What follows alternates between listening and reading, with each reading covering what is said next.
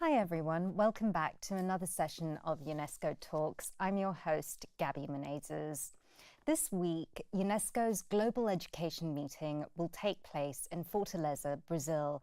It brings together thought leaders in the education space, including civil society, policymakers, and young people who are invested in their future of education. Today with me, I have UNESCO's Assistant Director General for Education, Stefania Giannini, to speak more about this meeting and also what it means for policymakers who are joining it. Stefania, welcome. Thank you so much for joining us on UNESCO Talks. And of course, we want to know about the substance that ministers will be talking about in the meeting, but maybe you could give us a snapshot on the state of education today. Yes, sure. We have good news and bad news. We have very many good news concerning the state of enrollment of children in school, more than ever since the adoption of the 2030 Agenda in 2015. We have more children in school, and this is something that it's about the huge efforts that we are all making at international level, including governments and international organizations like UNESCO. But unfortunately, there are still very many children out of school, especially in the Global South.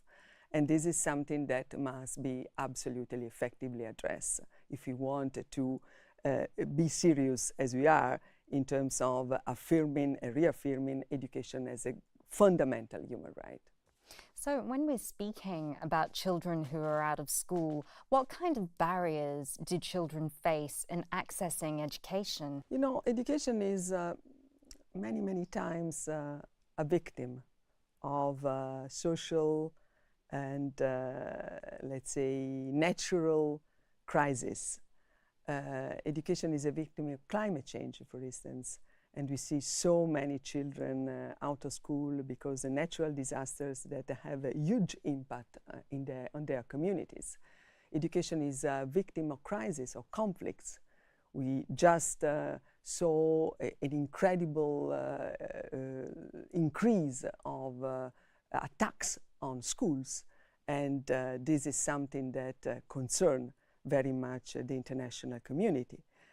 Education is also a victim of poverty and of inequalities that we see increasingly around the world, especially the inequalities between and the big divide between the North and the more advanced countries and the Global South.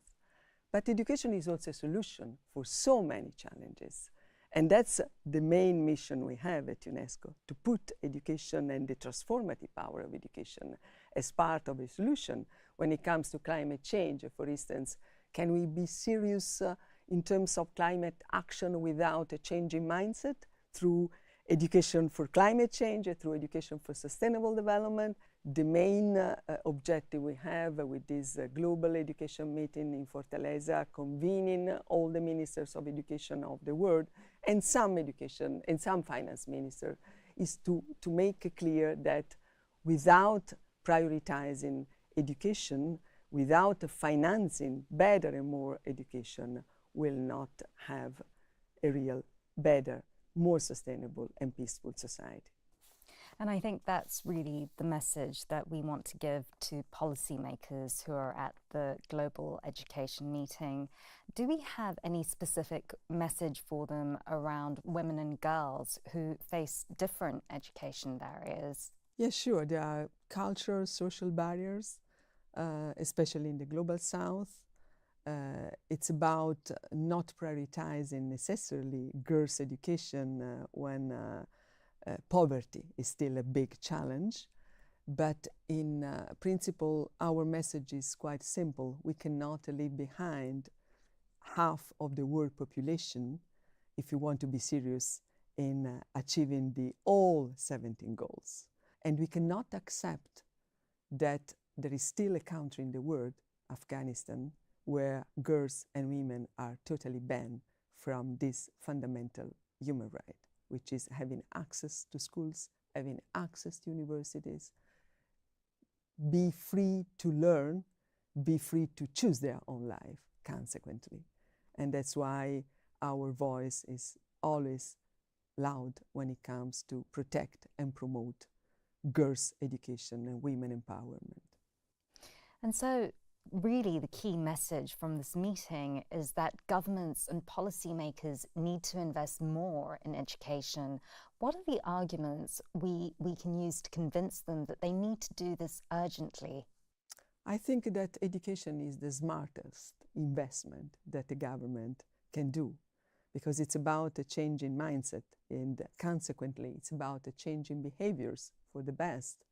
We mentioned climate change many times and the need to address effectively the climate change and having climate action for protecting the planet, which is the only one we have, but can be serious without having a real re-understanding of the relationship between human beings and nature. And this comes through education. My second message is that if we don't act now, if we don't invest better and more in education, there is a huge price to pay.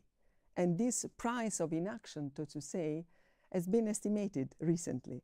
It's about $10 trillion if we don't equip learners, children now, with the skills and the knowledge they need for the next generation to come.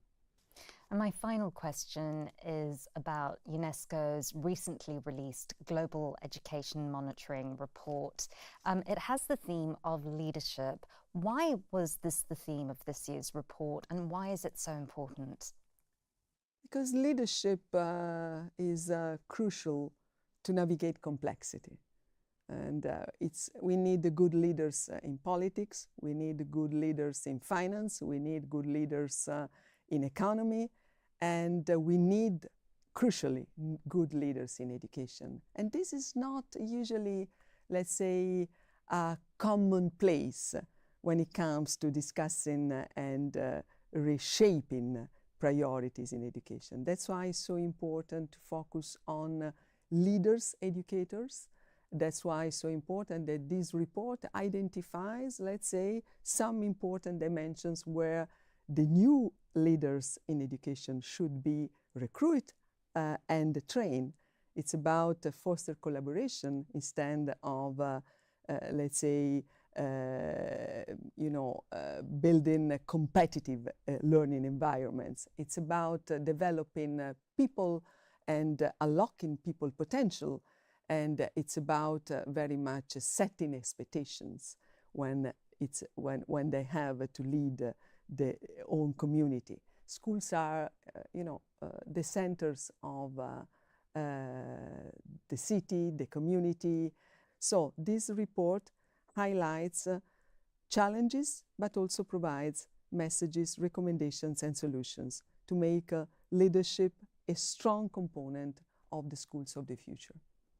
Stefania Giannini, thank you so much for joining us. And it was super interesting to hear about the meeting, but also the Global Education Monitoring Report. And thank you so much for tuning in to another episode of UNESCO Talks. As always, please leave any comments and questions and we'll get back to you. And stay tuned for the next episode. Thank you.